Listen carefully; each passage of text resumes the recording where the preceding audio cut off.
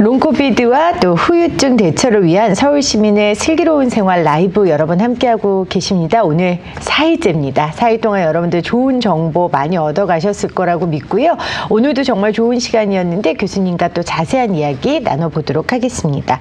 앞서 두 가지 영상을 보셨어요. S생명지기는요. 서울 시민 모두를 아우르는 콘텐츠입니다. 코로나19로 인해서 우리가 대면으로 만나서 함께 교육받고 교육하고 이야기 듣는 게 어려워져서 비대면 교육의 필요성을 느껴져서 만든 영상입니다. 자살에 대한 심각성을 알 수 있는 통계에서부터 또 소중한 생명을 살리는 생명 존중 활동 전략까지 볼 수 있었던 좋은 콘텐츠였고요. 그 다음에 시청하신 영상은 T생명지기입니다. 이 T는 티처, 이 교사를 위한 콘텐츠인데요. 학교 현장에서 교사가 생명 지킴이로 활동하는 게 얼마나 중요하겠습니까? 우리 아이들의 생명과 또 앞으로의 성장을 지키는 우리 선생님들을 위한 영상입니다. 이 영상은 선생님들뿐만 아니라 학부모님들도 보시고 삶에 적용하실 수 있으니까요. 많은 시청 부탁드립니다. 자, 이제 2부를 본격적으로 시작해 보도록 하겠습니다. 롱코비드 후유증, 고위험군과 정신건강에 대해서 강의해 주신 전진용 교수님 줌으로 만나볼게요. 교수님 다시 인사드릴게요. 안녕하세요. 네, 안녕하세요. 네. 제가 교수님 강의 들으면서 참 많은 것들 메모하면서 저도 그래, 이렇게 한번 해보자라는 생각했는데요. 제가 잘 들었는지 교수님께서 좀 잘 봐주세요. 일단, 네네. 코로나 후유증 스트레스, 과연 없애야 할까? 없앨 수는 있을까? 같이 살아갈 수는 없을까? 이 묵직한 세 가지 질문을 저희에게 던져주셨고요. 결론적으로 부정적인 것을 줄이고 긍정적인 것을 늘려라. 스트레스를 좀 있는 그대로 받아들이자라는 결론을 주셨습니다. 제가 핵심 잘 기억하고 있죠, 교수님? 네, 맞습니다. 네. 네. 방송 들으면서 우리 애청자분들도 보이는 라디오 창에 많이 남겨주셨더라고요. 댓글들을요. 제가 좀 하나하나 소개하고 교수님께 좀 여쭤보겠습니다. 라스트팡님은 머리와 마음을 쉬는 방법은 행복한 생각을 하는 거라고 생각해요. 라고 하셨는데, 근데 교수님, 행복한 생각이라는 게 뭔지 잘 모르겠어요. 뭐, 재밌는 생각? 아니면 뭐, 내가 좋아하는 사람 생각? 행복한 생각이라는 게 뭘까요? 이게 사실 저도 채팅을 쉬는 시간에 이렇게 다 한번 받고, 좀 고민을 해봤는데요. 사실은 행복한 생각을 하는 것도 어떻게 보면 어려움이 있을 수 있어요. 예를 들면, 어떤 분들은 저는 행복한 적이 한 번도 없는데요? 이렇게 말하는 분들도 있어요. 행복한 생각을 하라 그러면. 그리고 아까 지금 말씀하셨듯이 행복이란 것이 사람마다 다 다를 수가 있어요. 네.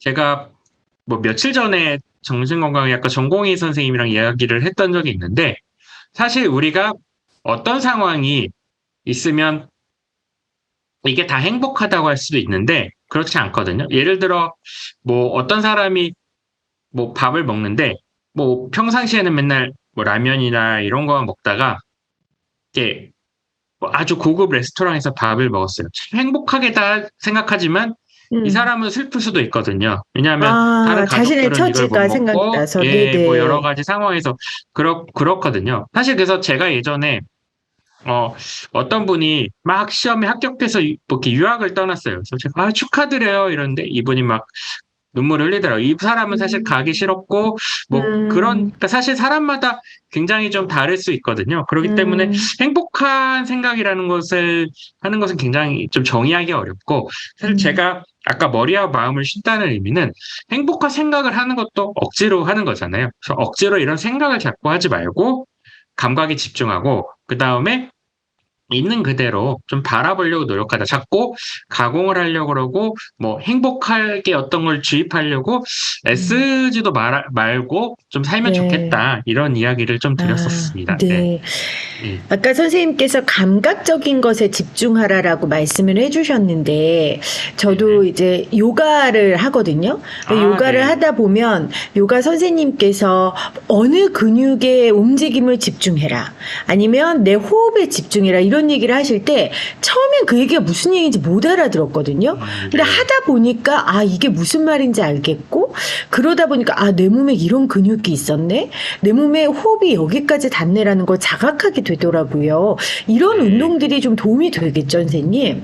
네, 당연히 도움이 되고요. 사실 그래서 운동을 할 때 우리가 무슨 운동선수가 되려고 운동을 하는 건 아니잖아요. 물론 이제 그렇죠. 그런 분들도 있겠지만, 그래서 사실 저도 요가 같은 걸 좀 이렇게 따라서 해보고 이러는데, 사람들이 자꾸 잘하려고 애쓰고, 뭔가 아니면 하면서 아 나는 왜 이게 안 되지 하고 실망하고 이렇게 맞아요. 하는 것이 아니라 방금 말씀하셨던 것처럼 어떤 것을 하면 어떤 근육이 움직일까 이게 어디까지 움직일까 계속 이렇게 하다 보면 그 요가를 하면서 아 내가 잘하나 못하나 옆 사람은 잘하는데 나는 왜 몸치일까 이렇게 생각을 한다든지 그런 것들이 없어지게 되거든요. 그래서 네. 제가 말씀드린 것과 굉장히 좀 비슷하다고 할 수가 있을 것 같습니다. 네.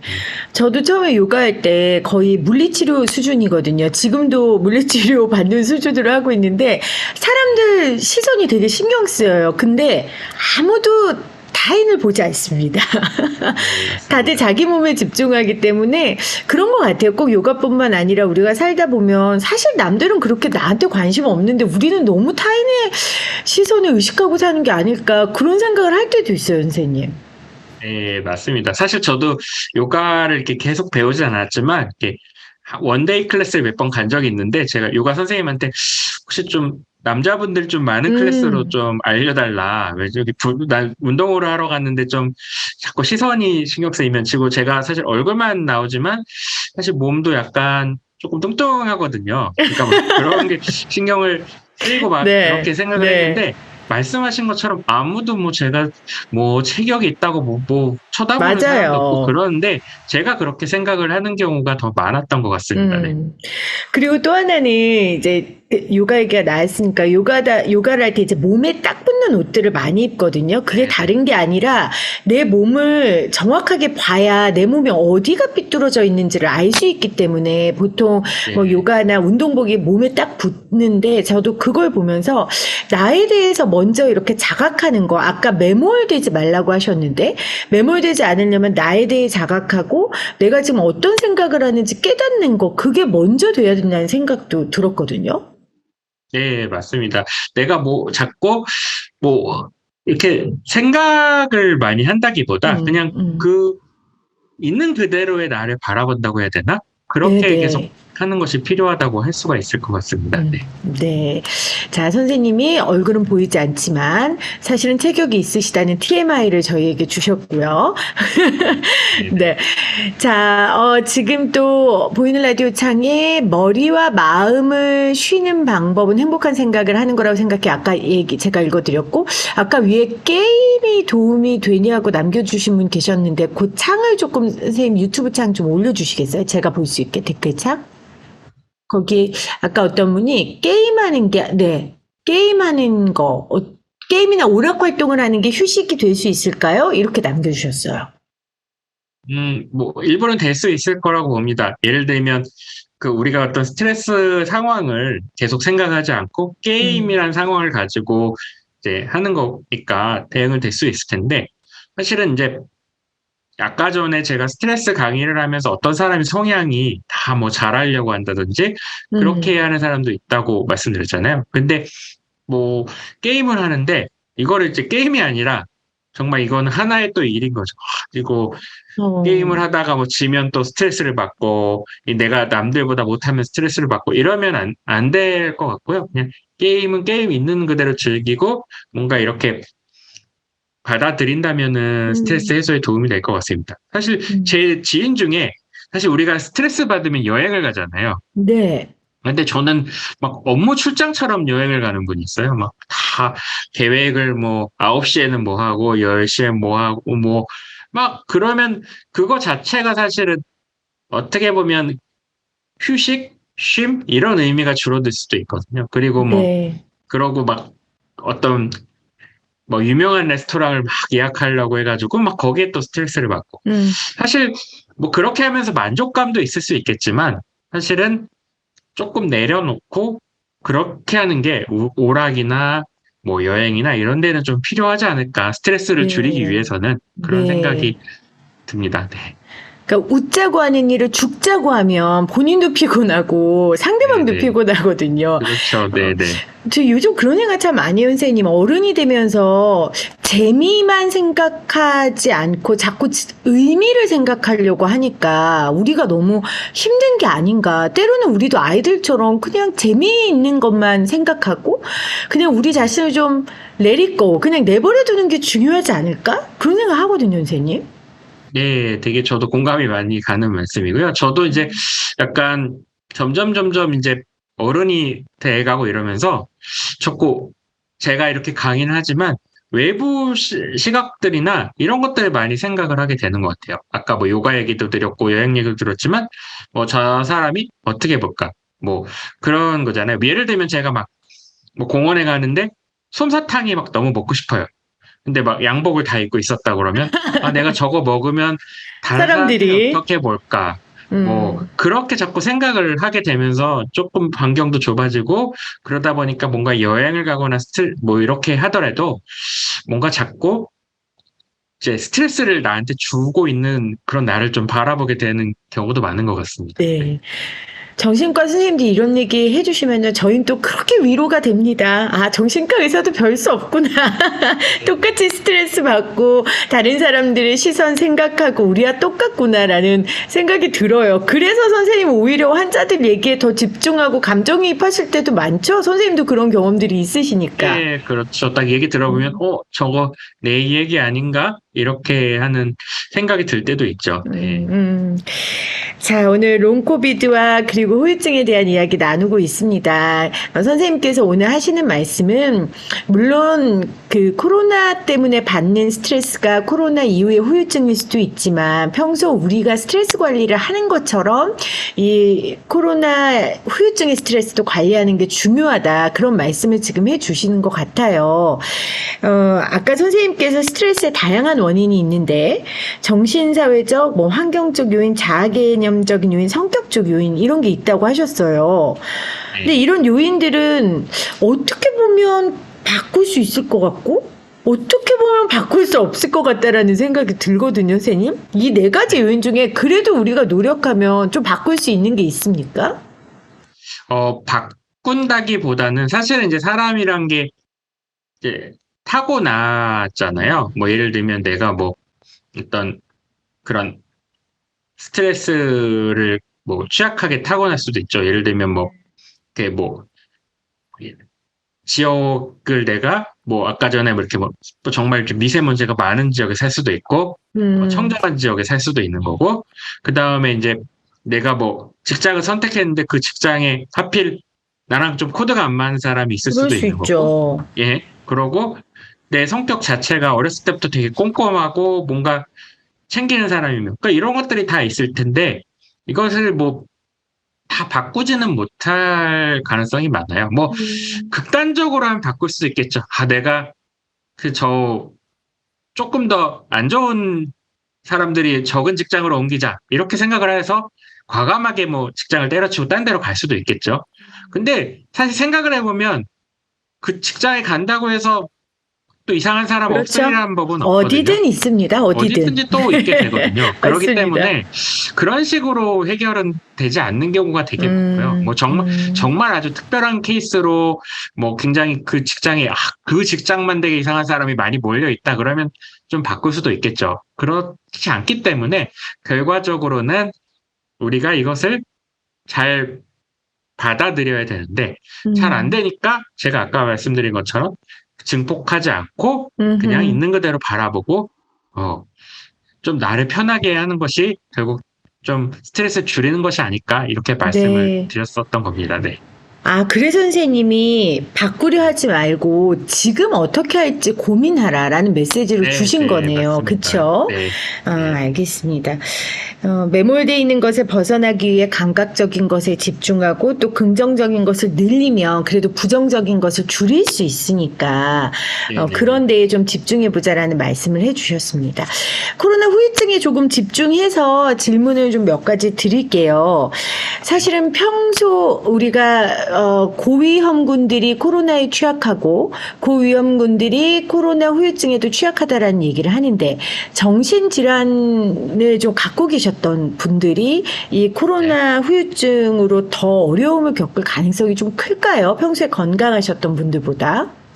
음, 그럴 가능성도 있는 것이 사실 정신과적인 어려움을 겪었던 분들은 뭔가 제가 말씀드렸던 이런 아까 생각들, 그러니까 뭔가 더 어떤 상황에 대해서 증폭하고 나한테 조금 더 이렇게 안 좋게 나를 바라보고 이런 경향들을 더 많이 가지셨던 분들이 가능성이 높고 그러다 네. 보니까 일상생활에서 막 힘들기도 하고요. 그럼 제가 최근에 또 만나본 분들은 어떤 분들은 이게 코로나 이후에 갑자기 생겼다고 하는데 자세히 들어보면 코로나 이전에도 조금 뭔가 소인은 있었어요. 있었지만 그렇죠. 이제 그런 것들이 이제 더 두드러지게 나타나는 분들도 있었던 것 같아요. 그렇기 음. 때문에 결과적으로는 그냥 아주 일상생활에서 긍정적으로 살고 뭔가 나를 바라볼 때 조금 더 객관적으로 바라보고 그런 분들보다는 뭐 기존에 상담을 받거나 뭐 약물 치료를 받거나 하는 분들은 더 영향을 받을 가능성은 또 있을 수 있다고 생각을 합니다. 음.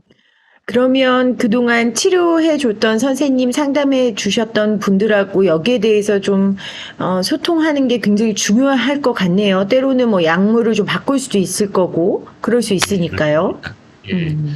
약물 바꾸고 뭐 그럴 수도 있고, 그다음에 사실 저는 이게 우리가 모든 것이 불안할 때 잘 몰라서 불안하는 경우가 많이 있거든요. 네. 예를 들면 이런 증상이 있을 때 이거 나만 그런 거 아닌가? 음. 예, 그럴 때 굉장히 불안하고 그러면 이게 사실은 이제 여러 사람이 다 그렇다면 뭐 뭔가 그래도 조금 위안은 되고 그러잖아요. 그러고 그래서 제가 아까 슬라이드에 사스 있었을 때도 이런 게 있었다고 보여드렸던 게 네, 이게 네. 뭐 코로나만 그래서 엄청 특별해가지고 막 그런 것이 아니다 이런 말씀을 좀 음. 드리고 싶었거든요. 그러니까 어떤 네. 상황에 대해서 뭐 이런 반응들은 당연히 일어날 수 있고 사실 나만 그런 것도 아니고 요즘만 그런 것도 아니고 그렇다는 것을 알면 조금 더 위안이 될 수 있고요. 그래서 뭔가 좀 정보를 많이 갖고 그러는 것이 굉장히 좀 음. 중요할 수 있다고 생각을 합니다. 네. 그럼요. 네. 제 주변에는 뭐 심각한 수준은 아닌데 평소에 이제 불면증으로 고생했었던 사람들이 있거든요. 근데 네. 코로나를 겪고 이 불면증이 더 심해졌다는 친구들이 있더라고요. 이것도 관련이 네. 있을까요, 선생님? 뭐 사실은 알려진 것들이 많이 없고 그러기 때문에 뭐 관련이 뭐 다 100% 있다고 할 수는 없겠지만 음. 앞서 말씀드렸듯이 이제 코로나 이후에 우울, 불안, 불면 이런 것들을 호소하는 비율이 늘어났고 이렇기 때문에 관련성은 있다고 볼 수 있고요. 근데 그 상황에서 제가 뭐 앞서 강의한 것들을 더 말씀드린다면 이 코로나 때문에 불면이 더 심해졌는데 이거 어떡하지? 자꾸 이렇게 생각을 하고 그러는 것이 이제 불면을 더 가중시킬 수가 있다는 거죠. 그러니까 네. 있는 그대로 바라보는 것이 중요하고 특히 이제 불면증 같은 경우에는 여러 가지 생활 습관을 개선하는 것만으로도 좋아지거든요. 사실 어. 제가 최근에 이사를 했는데 옛날에는 이제 커피를 마셔도 저는 나는 이 카페인에 대한 이 역치가 사람과 다르구나 해서 정말 막 네. 6시, 7시, 8시에 커피를 마셨어도 막 12시면 잤거든요. 근데 최근에는 못 자서 이거 왜 그러지? 카페인 때문인가 해서 저녁 카페인을 줄이니까 좀 잠을 잘 자더라고요. 그러니까 사람이란 게 체질이란 것이 결국은 뭐 진짜 몇십 년 동안 똑같을 수도 있지만 그러지 않을 수도 있거든요. 그래서 네. 뭔가 이렇게 좀 내가 이거 뭔가 변화가 있을 때는 일상을 바꿔보고 이러는 것이 뭐 더 도움이 되지 않을까. 저도 이제 음. 불면을 살짝 경험하면서 한번 생각을 해봤습니다. 네.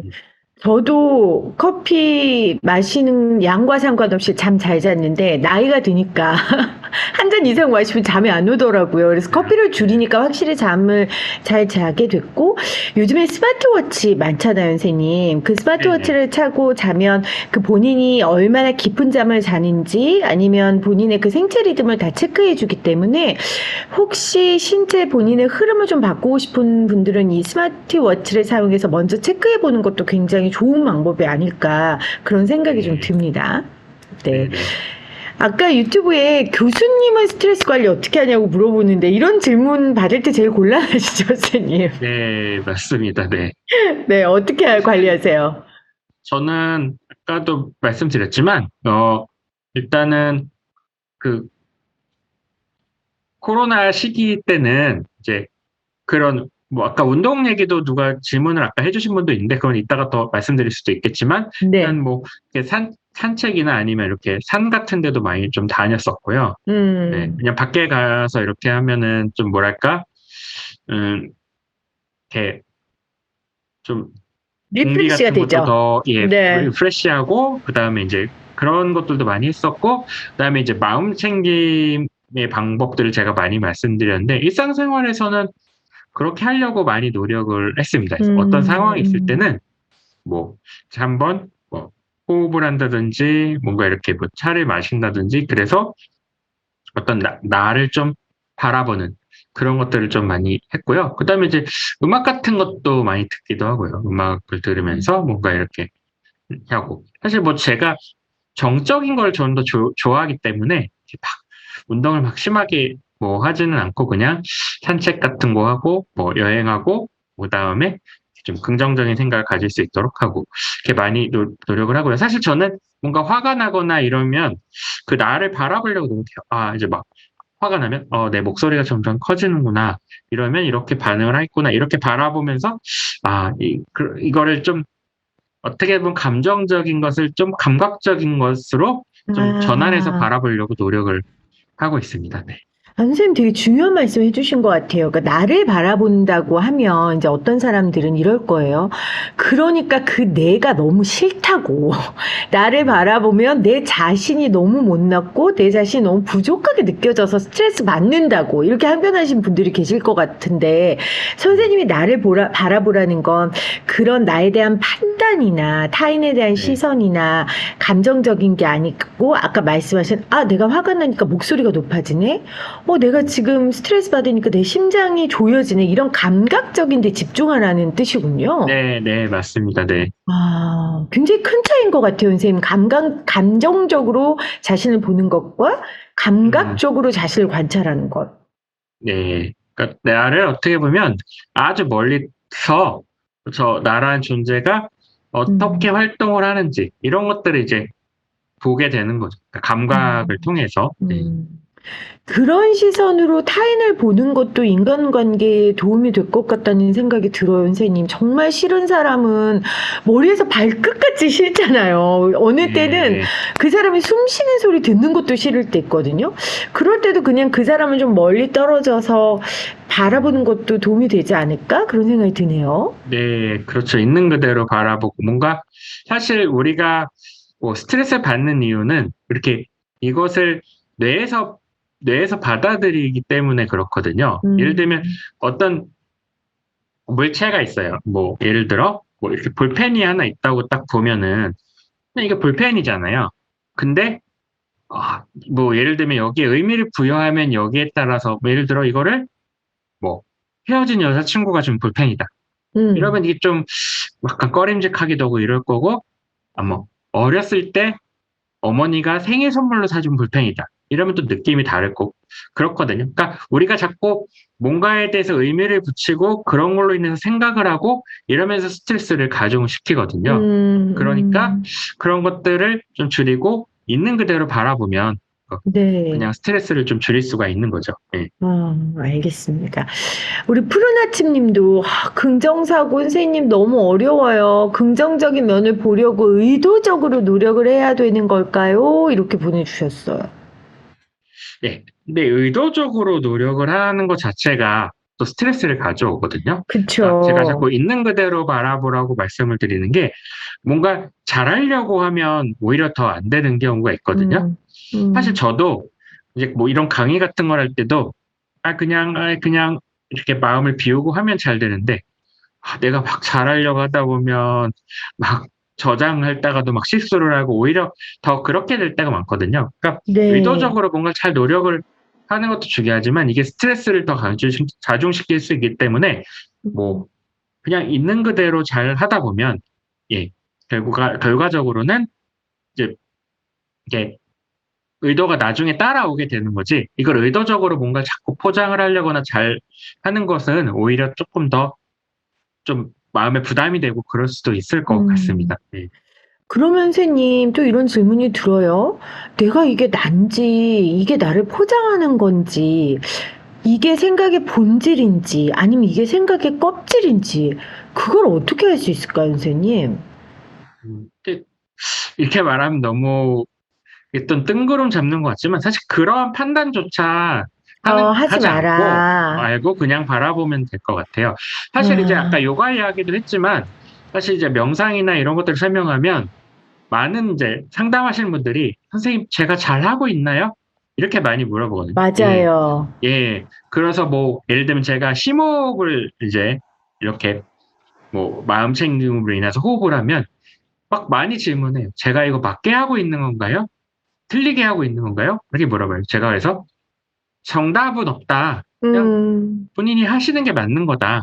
그렇잖아요. 사실 요가 아까 얘기를 해 주셨지만 제가 요가도 잘 모르면서 이런 말할 수도 있지만 뭐 예를 들어 어떤 동작을 할 때 각도가 뭐 70 도가 맞나요? 60 도가 맞나요? 65 도가 맞나요? 이랬을 때 사람마다 다 다른 거잖아요. 물론 그렇죠. 아주 이상적인 그런 뭐 각도는 있겠죠. 그렇지만 그냥 우리가 아까 말씀드렸듯이 어떤 근육을 집중하고 하고 어떻게 하는 것 자체가 중요한 거지 이거를 "너는 65 도니까 70 도까지 해야 되니까 쪼끔 더 굽혀야 된다." 계속 이렇게 하면은 스트레스를 받게 음, 되잖아요. 음, 그냥 그러지 음. 않고 예 집중을 하고 그냥 감각적으로 바라보는 것이 예 스트레스를 줄이는 데 도움이 되지 않을까 합니다. 하다 보면 찾아지더라고요. 그러니까 몸의 네네. 움직임도 계속 집중하고 하다 보면 찾아지는 것처럼 내 마음에도 그냥 있는 그대로 집중하다 보면 내 마음의 상태가 어떤 상태인지 또 내 마음이 네네. 어떻게 하면 좀 쉴 수 있는지 자연스럽게 찾아질 것 같아요. 사실 본인을 제일 잘 아는 건 본인이잖아요. 그쵸, 선생님? 네 맞습니다. 네. 자, 우리 달님께서 감각적으로 나를 바라보라는 말이 너무 인상적이네요 하셨고, 창민킴 님도 감각적으로 바라본다는 게 무슨 말인지 이해가 잘 안 됐는데, 지금 설명으로 이해가 되는 것 같아요. 라고 또 보내주셨습니다. here and now, 저는 이 단어가 선생님 그 강의 들으면서 이 문구가 떠올랐어요. 그러니까 여기 지금 상태를 인지하고 받아들이는 게 결국 중요하다는 뜻인 거죠, 선생님. 네 맞습니다. 되게 음. 좋은 말씀 해 주셨는데 많은 분들이 인제 스트레스가 있는 분들은 과거와 미래에 더 집중을 해요, 현재보다.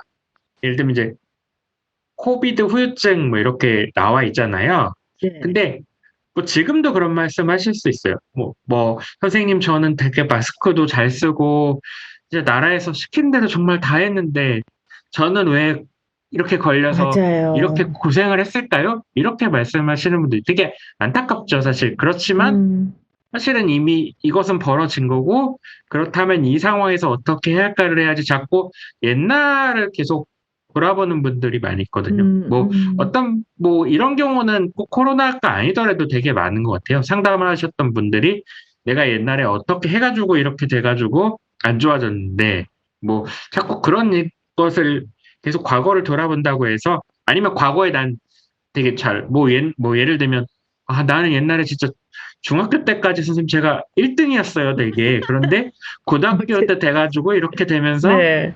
지금 이렇게 됐어요." 이렇게 이야기하시는 분들도 있거든요. 근데 그런 과거에 계속 집중을 해서 그게 결과적으로 해결되는 것이 별로 없고요. 미래도 맞습니다. 마찬가지거든요.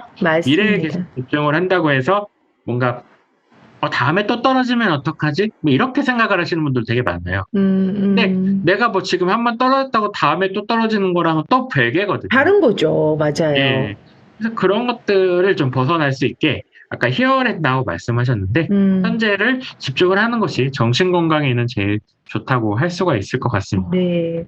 제가 아까 크게 웃은 게요. 그런 사람들 진짜 많거든요. 거의 지금 뭐, 내일 모레 환갑이신 분들이 자꾸 자기 초등학교 때 1등 했다고, 그 뭐 어떡하라고 그러는 건지. 네. 그런 얘기 들으면 사실은, 아, 저분은 지금 몸은 60대 어른이지만 생각은 초등학생인가 보다. 이런 생각이 드는데, 제가 그런 몇 분이 떠올라서 좀 크게 웃었습니다. 제 주변에도 이제 지인들도 그런 분들 그쵸. 있고요. 네. 네. 그러니까요. 네. 네. 저도 뭐, 과거 한때 예뻤다, 막 이런 말들 하는 거 앞으로 삼가해야겠다는 생각을 다시 한번 이 방송을 네. 선생님 얘기를 들으면서 접하게 됐고요. 왜냐하면 나이가 들수록 이 나이 드는 거에 대한 스트레스를 되게 많이 받잖아요. 코로나도 아까 말씀하셨지만, 아, 내가 예전엔 건강해서 이런 거 진짜 안 걸렸는데, 나 감기도 안 걸렸던 사람인데, 나 이런 거 왜 걸려? 나 늙었나 봐. 이렇게 자신을 자책하는 사람들이 있거든요. 근데 지금 나이 들고 몸이 허약해진 게 맞는 건데요. 그쵸, 선생님? 예, 그 상황에서 바라봐야 되는데 자꾸 과거의 것들 계속 집착하면 현실을 받아들이지 못하게 되고 음, 그러면 음, 스트레스를 과거와 비교하게 되고 스트레스가 더 커지거든요. 그냥 음. 현실을 잘 바라보고 그러면서 예, 현실을 잘 이겨내면 또 거기에 잘 적응을 할 수가 있거든요. 예. 음. 지금 만보기님께서 항상 앞으로 걱정 때문에 현실에 집중 못하는 경우가 많았는데 교수님 말씀 너무 도움이 됩니다 하셨어요. 그러니까 우리가 지금은 과거에 집착해서 현실을 잊는 경우를 얘기했는데 선생님, 그러면 지금 우리 만보기님처럼 미래에 일어나지 않는 일의 걱정 때문에 현실을 놓치는 분들도 계시죠? 그렇죠. 네. 미래의 것들을 걱정을 하면서 생기는 것도 사실 공황장애 같은 것도 그렇거든요. 이제 예기 불안 이런 게 있는데 아하. 공황 발작이 생길 때 그렇게 생각을 하시는 분들이 있어요. 왜 엘리베이터를 못 타냐 이렇게 하면 엘리베이터를 타면은 어떻게 될 것 같다는 생각이 스트레스를 주고 그런 스트레스 음, 때문에 엘리베이터 타면 실제로 불안이 일어나고 이렇게 되는 경우가 많고요. 그다음에 미래에 대한 고민은 이제 굉장히 좀 현실에서 어려움으로 다가올 때가 많이 있죠. 사람들이 그러기 때문에 그 미래에 대한 것들을 조금 이제 현실에 두고 현실에 계속 집중을 하는 것이 이제 힘든 것을 좀 막을 수 있다고 생각을 합니다. 알겠습니다. 그 가수 이소은 씨가 이제 변호사로 활동하고 네, 네, 있는데 그분이 어느 방송에서 그런 얘기를 하더라고요. 본인은 본인 실패한 걸 다 일기를 쓴대요. 네, 그리고 네, 나중에 그걸 읽어보면 이게 실패에 대한 일기가 아니고 결국 본인의 도전에 대한 일기였다. 그러니까 이게 네, 관점을 바꾼 거잖아요, 선생님. 네, 네, 이렇게 부정적인 것이든 긍정적인 것이든 일지를 쓰는 것도 저는 굉장히 나를 자각하는 데 도움이 될 것 같은데 어떻습니까? 네, 도움이 될 수 있을 것 같고요. 그게 이제 결국은 이제 부정이다, 긍정이다도 그냥 내가 이걸 포장을 해 놓은 거거든요. 사실 그래서 음, 그런 예는 뭐 굉장히 뭐 되게 많죠. 그래서 이제 뭐 이렇게 나에 대해서 사실은 이제 그렇게 바라보는 것 자체가 뭐 그 긍정적이든 부정적이든 뭐 도움이 되고 이거를 사실 인제 나중에 보면 실패가 아니라 좀 과정같이 정말 그렇게 그럼요. 느껴질 수도 있을 것 네, 같습니다. 네. 네. 그런 것들이 이렇게 퇴적해서 쌓여서 또 나를 만들어 가는 거니까요. 혹시 오늘 방송 들으면서 다 알겠는데 그럼 나 어떡하지? 뭐부터 시작해야 되지? 고민하시는 분들은 그냥 차분히 앉아서 지금 자신의 감정들, 느끼는 생각들을 쓰는 것도 굉장히 중요할 것 같고 좋은 방법이라는 생각이 듭니다. 선생님도 코로나 시대가 되면서 특별히 얻은 스트레스가 있으세요? 일단은 뭐 있었죠. 사실 저는 뭐 여행을 굉장히 좀 좋아했었거든요. 네. 근데 뭔가 많이 뭐 이렇게 나가는 것이 사실 굉장히 좀 제한이 됐었고요. 그다음에 음, 어 저 자체는 굉장히 또 뭐랄까 그냥 이렇게 어 대인 관계의 폭 같은 것도 사실은 인제 뭐 이렇게 뭐 지금 비대면이나 뭐 이런 것들로 인해서 뭐 해결이 되긴 했지만 좀 좁아졌다고 해야 되나? 그러면서 생기는 인제 뭐 스트레스 같은 것들도 좀 그럼요. 있었다고 할 수 있죠. 네. 사람이 사람 때문에 스트레스 받지만 또 사람이 사람 때문에 위로받기도 하는데 우리가 코로나 때문에 그게 안 돼서 참 여러 가지 스트레스가 있었던 것 같아요. 근데 또 이런 분들도 계시는 것 같아요. 자긴 정말 사람 만나기 싫고 좀 대인기피증 정도까지 심각한 상황이어서 사람 안 만나서 너무 좋았는데 이제 코로나가 조금씩 나아지면서 사회적 거리두기가 해제되니까 어쩔 수 없이 만나야 되는 경우가 있잖아요. 이분들한테는 또 사람을 만나는 것도 스트레스일 것 같거든요. 이럴 때 어떻게 네. 해야 될까요, 선생님? 예, 그런 분들도 계시는 것 같아요. 그냥 학생들 중에도 이거 내가 다시 대면 수업하니까 너무 싫다 이런 네. 이야기 저한테 하는 학생들도 있었거든요. 근데 결과적으로는 이제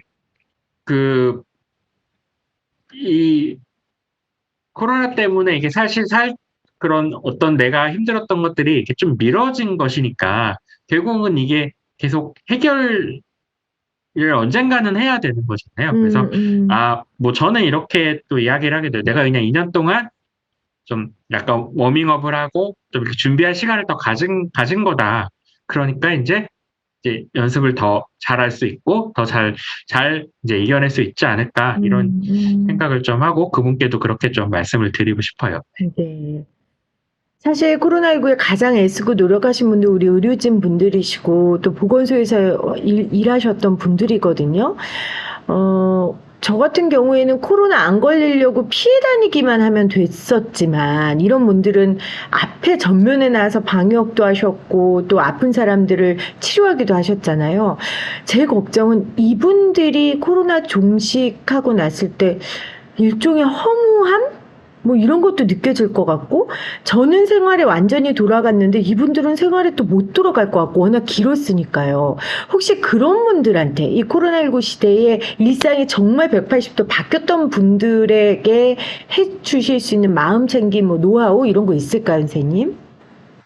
되게 좋은 말씀을 주셨는데 사실은 이제 그랬던 것 같아요. 저도 이제 뭐 한 재작년까지 이제 코로나 전담병원에서 이제 환자도 보기도 했었고, 예, 네네. 그러면서 이제 계속 그게 일상이 됐었거든요. 그렇고 나서 이제 뭔가 뭐 지금 이렇게 변화가 되는 상황에서 뭐 의료진들은 좀 되게 여러 가지 좀 어려움이 있거나 그럴 수도 있을 것 같아요. 그럴 그리고 것 이제 사실 같아요. 이게 끝난 게 끝난 거가 아니듯이 뭔가 다음에 또 뭔가 올 수도 있는 거고 거기에 대한 뭐 상황도 대비를 해야 되고 근데 일단은 뭐 사실 뭐 계속 똑같은 얘기를 드릴 수밖에 없겠지만 사실 그런 상황에서 내가 이러면 이렇게 힘들 것이다 아니면 이러면 이런 마음일 것이다 하는 생각을 가지고 그것을 바라보면 더 힘들거든요. 그러니까 네. 그냥 있는 그대로 받아들이고 사실 이제 뭐 우리가 그런 것들이 좀 되게 힘들게 만들거든요. 뭐 예를 들어 뭐 특히 뭐 고시 공부를 하거나 공무원 시험 보는 공부하자면 내가 1년 고생하면 이렇게 됐다더라. 그럼 이 1년 동안에 만약에 이게 떨어지면 이 1년이 다 가치가 없는 게 돼버리게 생각할 수 그렇죠. 그렇게 있잖아요. 생각할 근데 수 있죠. 근데 이 현실을 다 바라보고 이 현실이 뭐 내가 물론 이제 공부를 하면서 뭔가 일상생활도 좀 포기하고 이러지만 이 현실 세계에서 재미를 갖고 뭔가 이렇게 하다 보면 이게 네. 더 나중에 뭔가 결과와 관계없이 되게 또 소중한 기간이고 그럴 수 있는 거잖아요. 예, 그러니까 이렇게 너무 어떤 결과론 쪽이나 상황을 바라보지 말고 그냥 그 순간순간을 좀 잘 기억하고 거기에 대해서 좀 이렇게 도움을 받으면 좋을 것 같고 저는 그렇게 네. 생각을 했어요. 제가 사실 정신건강의학과 의사잖아요. 그러니까 감염을 사실 거의 했던 사람이 아닌데 2년 동안 뭐 보호복도 입고 뭐 이런 PCR 검사도 제가 막 하고 이랬거든요. 이러면서 그냥 이거 뭐 내가 그런 생각도 많이 들었어요. 내가 이 정신과 의사로서 좀 뒤처지는 거 아닌가. 이런 감염 환자 계속 보니까. 그럴 수 근데 있죠. 예, 근데 반면으로는 이제 생각의 전환이죠. 내가 감염이란 것을 1년 동안 많이 수련을 받았구나, 트레이닝을 받았구나. 음. 뭐 그런 생각을 또 어느 순간 하게 됐거든요. 그럼요. 그러니까 맞아요. 생각의 전환인 거죠. 예. 네. 그러니까 안 하면 좋을 만한 경험이었지만 어차피 벌어진 일이고, 그럼 우리가 네. 이 경험을 어떻게 또 자산으로 삼을지 생각의 전환을 네. 통해 만들어가는 게 되게 중요할 것 같고, 저도 라디오 PD 지망생 친구들 만나거든요. 그럼 그 친구들한테 이렇게 현실은 얘기해요. 여기 있는 사람이 다 라디오 PD가 될 수 없다. 왜냐하면 TO는 한정돼 있으니까. 그런데 지금 여러분들이 라디오 PD가 되려고 공부하고 뭐 글을 쓰고 영화를 보고 신문을 보고 하는 이 과정이 당신들을 좋은 사람으로 만들어 줄 수는 있다. 이렇게 이야기를 해주거든요. 선생님이 말씀하신 아까 그것과 같은 맥락인 것 같아요. 지금 현실과 과정에 의미 부여하는 거. 그게 앞으로 올 불안한 미래를 이길 수 있는, 그리고 지나온 그 안타까운 과거를 이길 수 있는 방법이 아닐까. 그런 생각이 네, 듭니다. 맞습니다. 네. 네. 선생님들하고 정신과 선생님들하고 몇 번 방송하다 보니까 저도 좀 선도사가 된 것 같아요, 선생님. 네, 저도 이렇게 많이 얘기 듣다가 좀 공감되거나 도움을 네. 받는 부분도 많이 네. 있는 것 같아요. 네, 네. 전 자격증이 없습니다, 여러분. 근데 서울시 자살예방센터에서 하는 여러 가지 강의들, 이런 거 저 잘 챙겨보거든요. 그러다 보니까 이렇게 좀 선도사가 됐다라는 얘기를 드리면서 여러분들도 마음 힘들 때 우리 서울시 자살예방센터나 아니면 믿을 수 있는 기관들이 만들어준 마음 챙김 영상이라든지 여러 전문가들의 강의 들으면서 스스로 좀 에너지를 넣고 충전하는 그런 경험들을 하셨으면 좋겠습니다. 자, 오늘 긴 시간 동안 선생님 함께 해주셨는데요. 선생님, 이 코로나가 선생님 그러니까 선생님 과 전문의로서도 또 다양하게 연구해야 할 것들이 있을 것 같아요. 좀 어떤 부분들 앞으로 좀 연구해 보거나 아니면 관심 갖고 싶으세요? 제 개인적으로요. 네네. 네네. 사실 저는 약간 정신과 의사 중에서도 약간 좀 사회, 집단 이런 데에 대해서 관심이 많거든요.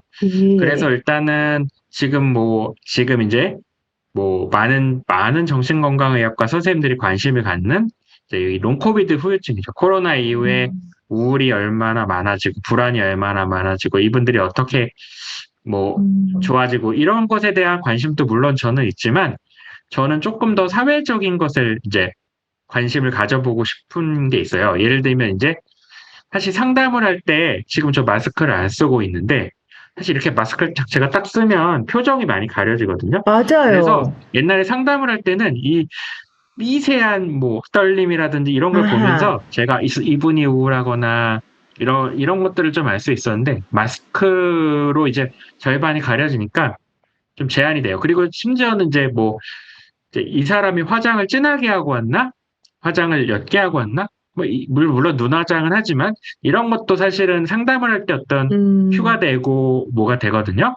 근데 이제 그런 것들이 없었고 그래서 이제 좀 관심을 갖게 된 게 그러면 이 시기에 뭔가 이렇게 학생들이나 이렇게 사회생활이 뭐 전달 지금 사회생활이 단절된 이런 학생들은 과연 이제 이 전후가 어떨까? 뭐 예를 들면 그렇죠. 이제 학습도 그렇지만 어떤 이모셔널한 부분, 왜냐 그리고 음, 마스크를 쓰고 계속 이렇게 생활을 했으니까 뭐 이런 부분들도 장기적으로 좀 저는 관심이 가지고요.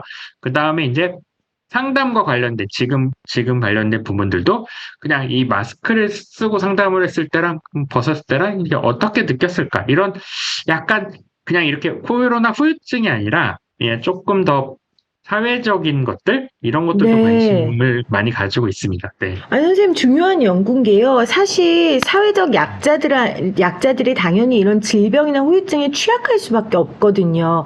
그러니까 어떤 사회 집단에 따라 후유증의 정도가 되게 다를 것 같아요. 그리고, 네. 동일한 충격이 가해졌지만 그 남는 자국은 더 사람마다 다 다르니까, 뭐, 예를 들면 또 이런 코로나 후유증이나 코로나 때문에 어떤 사회 집단에 대한 혐오로 변질되거나 이래서는 안 되니까요. 그런 네네. 부분에 대한 연구들도 선생님 함께 해주시면 정말 이 코로나를 겪은 걸 억울해만은 하지 않을 수 있을 것 같다. 그런 생각이 듭니다. 오늘 선생님 함께 해주셔서 정말 감사하고요. 앞으로도 그 진료 현장에서 다양한 강의들 많이 해주시기를 부탁드립니다. 고맙습니다. 네, 감사합니다. 네, 지금까지 울산의대 정신건강의학과 전진용 교수님과 함께 했습니다.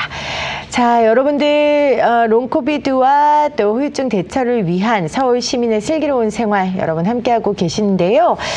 오늘 4일째 순서를 거의 마무리하고 있습니다. 또 오늘 또 여러분들께 좋은 정보 주실 분 저희가 모셨어요. 서울시 자살예방센터 이 마음이음 상담팀에서는 또 정신건강 위기 상담 전화를 또 운영 중에 있으니까 또 이 전화 많이 활용해 주시고, 오늘 모신 분은요, 서울시와 서울시 자살예방센터가 지금 이 코너를 준비한 이유가 좋은 정보와 정확한 정보를 드리기 위해서 기도 하지만, 또 여러분들 단지 이 유튜브 영상만으로만 보지 마시고 정말 필요한 의료기관에 직접 찾아가시는 게 중요하다라는 얘기를 하기 위해서 저희가 또 이 시간을 준비했거든요. 그래서 서울시 자살예방센터 교육지원팀 류지수 팀장님께서 1차 의료기관과 함께하는 방법을 좀 알려주실 겁니다. 현재 1차 의료기관과 함께하는 집중치유 상담 주간이에요. 그래서 여기에 대한 홍보 해주시도록 하겠습니다. 팀장님 어서 오세요. 네, 반갑습니다. 네, 여러분 잘 들어주세요. 네, 제가 오늘 말씀드릴 내용은 롱코비드로 영향을 받으신 분들, 또 롱코비드로 인한 마음 건강이 어떻게 나에게 좀 영향을 미치고 어떻게 확인해 볼 수 있을지에 대해서 좀 말씀을 드리려고 합니다. 지금 화면을 보시면 롱코비드의 마음 건강 후유증 바로 알기라고 나오고 있는데요. 서울시에서는 롱코비드로 인한 마음 건강을 챙길 수 있는 그러한 서비스를 진행을 하고 있습니다. 롱코비드의 영향을 많이 받는 사람들이 좀 있다고 하네요. 롱코비드 후유증에 취약한 대상은 이렇게 4가지 대상이 있다고 하는데요. 네. 기존에 우울증을 경험하셨거나 좀 불안이 높은 경우, 그래서 내가 예전에 좀 우울한 경험을 했던 적이 좀 많이 있다. 내가 평소에 심장도 두근두근 많이 초조하고 불안해하고 좀 그런 마음이 이전에도 좀 많이 있었다 하는 경우 취약한 그런 대상이실 수 있고요. 또 하나는 정서적으로 지지가 약하고 고립감을 쉽게 느끼는 1인 가구인 경우, 그리고 외부 활동과 단절이 돼서 신체 활동이 떨어지고 있는 고령이신 분들, 그리고 코로나 현장에서 종사하고 계시는 보건의료인 분들이 코로나 확진 이후에 또는 코로나가 길게 지속이 되면서 마음 건강에 좀 더 영향을 받을 수 있는 그러한 대상군이다라는 것을 우리가 좀 더 주목해야 될 것 같습니다. 그런데 롱코비드 후유증이요, 이렇게 영향을 많이 받을 수밖에 없는 혼자 사시고 나이가 많으시거나 또는 고령이시거나 보건의료인이시거나 하는 경우를 제외하고, 그런 분이 아니시더라도 누구나 어느 누구나 경험하실 수 있는 그러한 어려움이기 때문에 내가 지금 느끼고 있는 마음의 어려움, 무기력함, 우울감, 불안, 이러한 것들이 혹시 롱코비드의 후유증은 아닐까라는 것을 좀 확인해 보는 것이 필요할 수도 있습니다. 서울시에서는 롱코비드 후유증과 마음을 돌보는 생명이음 청진기라는 사업을 진행하고 있습니다. 롱코비드 후유증으로 인해서 마음의 어려움을 경험하시면서 또 몸의 이상도, 뭐 소화가 잘 안 된다든지 머리가 아프다라든지 이런 여러 가지 몸의 증상이 같이 나타나고 있다면, 내가 자주 다니는 우리 동네의 동네 의원을 통해서 간단한 우울증 검사, 그리고 그 검사 결과에 따른 상담을 받아보실 수가 있습니다. 저희가 이 사업을 추진하게 된 배경을 좀 말씀을 드리자면요, 전체 자살자 중에 많은 분들이 사망하시기 전에 동네 의원을 몸의 이상으로 좀 먼저 찾는다라고 해요. 그리고 또 자살 생각을 가진 사람들이 병원을 방문한 이후 1개월 내에 66%가 좀 사망을 했다고 합니다. 우리가 동네 의원을 통해서 내 마음을 먼저 검진하고 우울하지는 않은지 먼저 확인을 하면서 내 마음 건강 상태를 챙길 수 있었으면 합니다. 생명이음청진기는 서울 거주하시는 만 19세 이상의 성인이라면 누구든지 참여하실 수 있습니다. 또는 거주지나 직장이 서울에 있으신 분들도 한번 문의해 보실 수 있겠습니다. 참여하실 수 있는 방법은 병원에 좀 찾아가시고요. 병원에서 우울 검사, 1차적으로 우울 검사를 하시고 그 2차적으로 자살과 관련된 행동 검사를 하시고 이 검사 결과에 따라서 보건소를 통해 심층 상담을 받아보실 수 있습니다. 지금 보이는 화면이 자살예방 생명이음 청진기 사업 홈페이지인데요. 이 온라인 페이지를 통해서 내가 사는 구에 또는 나와 가까운 동네에 있는 병원을 검색해 보실 수가 있습니다. 내가 어느 병원을 찾아가야 이 검진을 받을 수 있을까 궁금하신 분들은요. 이 온라인 페이지를 통해서 이렇게 확인해 보실 수 있겠습니다.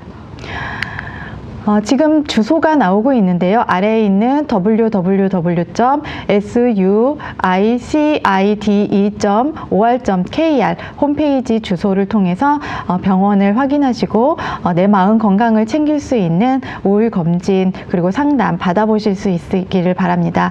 옆에 QR코드를 한번 찍어보셔도 바로 접속이 가능합니다. 롱코비드 후유증으로 인해서 내 마음이 영향을 많이 받았다면 그 후유증으로 인해 내 마음이 우울하고 불안한 건 아닐까 좀 먼저 확인하고 상담도 받아보시기를 바랍니다. 감사합니다.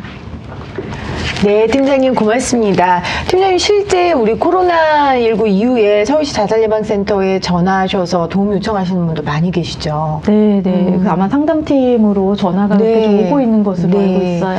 그래서 상담 전화로 도움을 요청하셔도 되고 또 신체적인 어려움 때문에 고민하시는 분들은 오늘 우리 팀장님께서 소개해 주신 방법대로 여러분들 좀 해결을 받으시길 바랍니다. 팀장님 고맙습니다. 네. 정말 코로나 지긋지긋하다라는 말이 지긋지긋합니다. 그래도 어떡해요. 오늘 배운 것처럼 그게 지금 우리의 현실이고 또 어떻게 지나서 여기까지 왔다는 게 또 위안이 되기도 합니다. 그리고 확실한 건 분명히 끝난다는 거. 우리 모두 그걸 알고 있으니까요. 지금까지 달려오신 분들 조금만 더 힘내시기를 바랍니다. 오늘 시간 마무리하겠습니다. 오늘 울산의대 정신건강의학과 전진용 교수님과 함께 했는데요. 내일 마지막 날입니다. 원래 여러분들 마지막 날이 제일 중요하고 제일 재밌는 날입니다. 함께 해주시기를 바랍니다. 내일은 치유공간 해음의 소장님이신 김미림 소장님과 함께 지금까지는 우리가 이론으로 롱코비드에 대해서 그리고 후유증에 대해서 배웠는데 우리가 정말 어떻게 해야 할지 지금 이 자리에서 할 수 있는 방법들을 여러분들과 함께 배워보려고 합니다. 저도 되게 기대가 많이 되는데요. 내일도 변함없이 오전 10시에 유튜브 들어오시면 시청하실 수 있습니다. 오늘도 함께 해주신 여러분 고맙습니다. 지금까지 김혜민이었습니다.